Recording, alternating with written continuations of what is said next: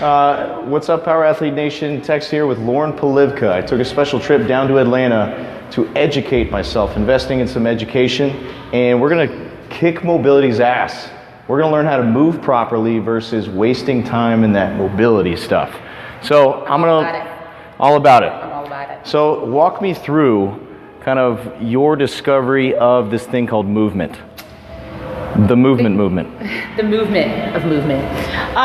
No, I mean training movement and seeing how human bodies are supposed to move, how we were developed to move, and then seeing the trajectory and the downfall of that as we get older because of other movements, I guess, that have come in the fitness and sports field. Never really understood it, to be quite honest, from the very beginning.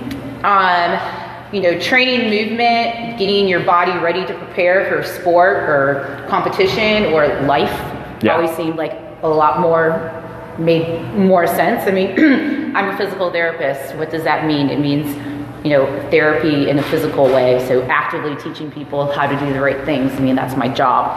So that's what I've always seen and what gets me excited. So seeing human movement and people performing better, I mean, if I can clean up a squat and it looks like how you're supposed to squat, like that's made my day. So versus mashing and smashing and beating ourselves up. Waste of time. So let me explain some of the problems that I'm witnessing at the college level, at the high school level. It's just wasted time. You get 50, 40 athletes in it and you stick them all on foam rollers. You stick them all on balls and you just say, all right, right glute, right quad. And you have 40 guys just doing it that they don't need it. Yep. Maybe it's one or two. So I see a better way they can do this. Of course there's a better way. But what are some pieces, some tools, some defenses that I can approach these coaches with to get rid of this bad movement? First of all, when I started in strength and conditioning and sports performance training, foam rollers, lacrosse balls, those were what you use post-workout. That's what they were invented for. They were invented to say, I just beat up my body, I might have accumulated lactic acid, inflammation, I need to do something good for myself post-game, post-workout, so that I recover better, so I can perform better the next day. Also recovery. Recovery, yeah, it was built for recovery. Actually, the place I started at, those tools were part of the recovery and regeneration process. They had nothing to do with mobility. Movement preparation and getting your system active, meaning activating the right muscle groups and firing patterns, that's what you did before you worked out. So I guess also when you said, what's my history with it or what I see is, I started that in 2004 with that, with that methodology and mindset. And so I never really lost it. I've just seen a change and a shift. For me, to get ready and to have mobility and to warm things up is train your body. Basically, I think of mobility as elasticity. And I want your body to be elastic and to be able to respond to change that's imposed on it. So it's not flexibility.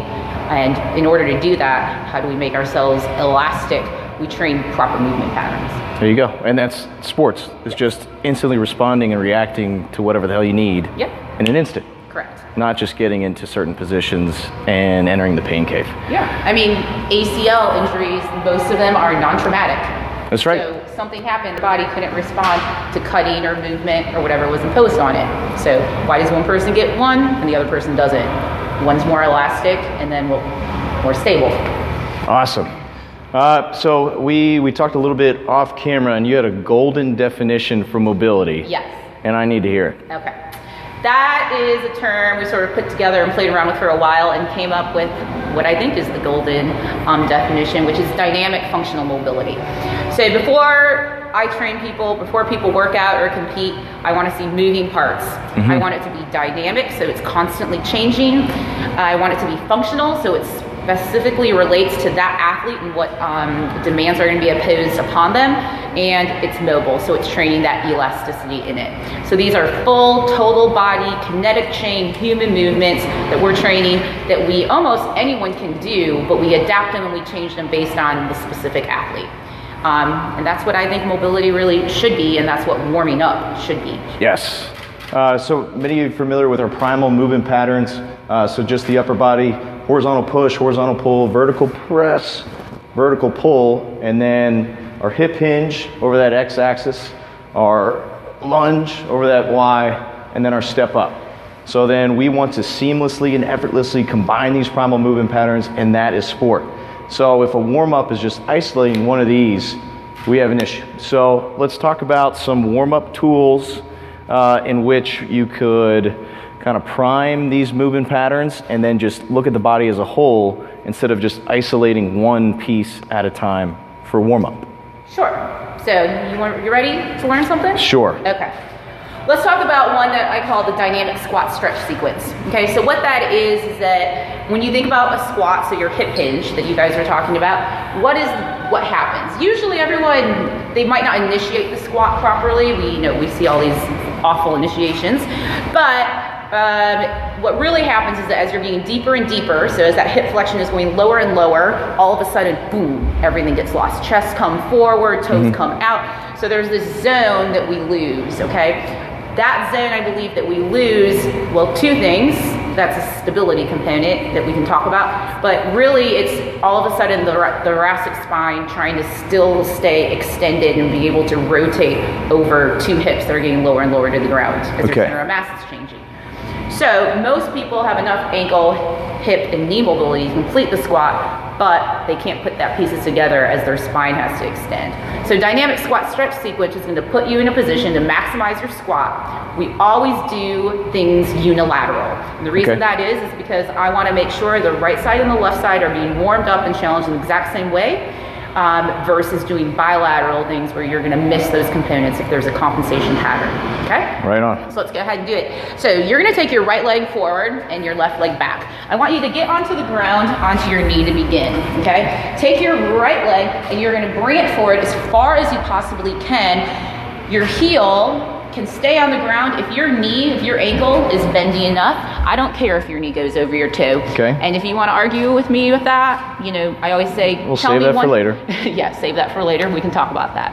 Take both hands and place them narrow right on the inside, of this. So if I took a picture from the side, right now, you would be in an awesome position for on your right leg for a squat, correct? Yeah. Okay. So now, to make sure that your pelvis and that has enough movement and mobility, as we say, I want you to dissociate your right hip from your left hip. And in order to do that, you're going to stay low here and only bring this back knee up as far as you possibly can. So if that's all you can clear, that's all the actual movement pattern you have of your right hip away from your left. Okay. Now we're going to teach your body how to extend and move, so get that thoracic spine moving over a full squat. And we're going to do that multiple ways. First, take your right arm, put it on your left shoulder, bring that left hand in a little bit more.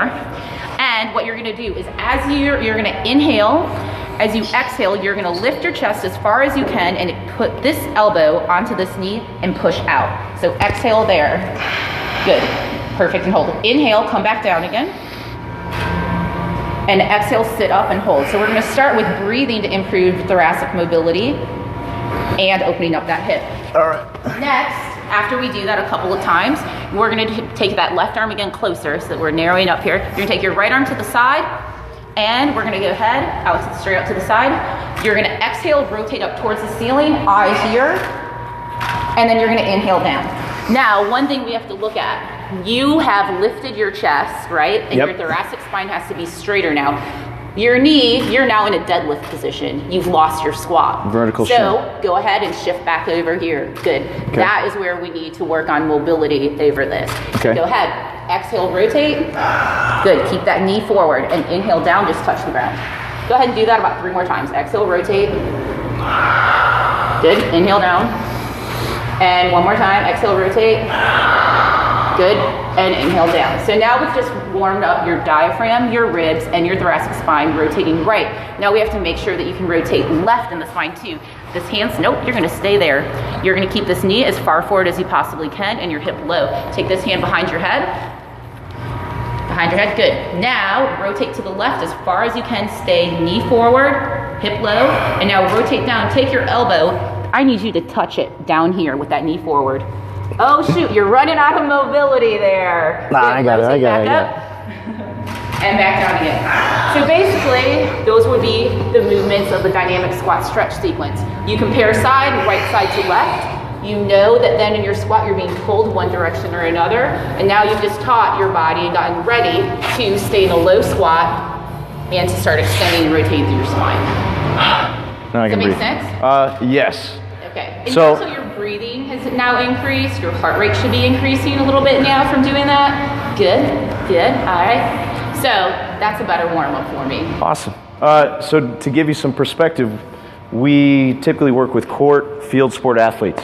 And so we're all about that hamstring. So we're almost teaching a vertical shin as possible squat. So yeah, I definitely was able to cheat. Okay, so Cheat backwards. real quick.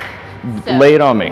all right, so you're training that. However, if you only train that in your mobility, that's only the mobility you have. So what happens if all of a sudden this knee gets jammed forward? You have to have the elasticity to be there because it's sport. Yes. So prepared for anything and everything. That's why, so that's another thing. I don't care if your knee goes over your toe. If you have the mobility to do it, use it, because guess what? If I'm standing and I cut all of a sudden and my knee goes flying forward, I want to make sure that my ankle's comfortable there because I know I can go there. Yep. Does that make sense? Completely. It's not always, it's getting forced into position that you can't do on your own. That's what causes an injury. Yes. So, So train it. All of a sudden now your nervous system, your brain is ready to be like, I can go there and I'm cool there, versus always being like, don't go there, don't go there, don't go there. In sport, we only want you to be here. right. So we kind of look at athleticism and athletes in the life cycle. So majority of our clientele are high school kids who are just learning how to move. So I see this as a tool almost to challenge our more advanced athletes, because those kids are just so, I don't know, damn uncoordinated. Yeah, that's when they need stability. Yes. So what would you put in place? Would you still do the same drill with those uncoordinated kids? What? Oh yeah, you just teach them, one of the biggest things is you give them trajectories and things to feel. You teach them breathing patterns, okay, that they actually have to stop. They have to hold places and hold them for a long period of time. So now all of a sudden, as you're opening up to the side, you have to hold that. You need to take 5 deep breaths in and out. Your hip needs to stay low. Your knee needs to stay forward. They're learning how to stay stable now in a particular position. So they've mobilized, but they've also gotten that equilibrium system starting to go.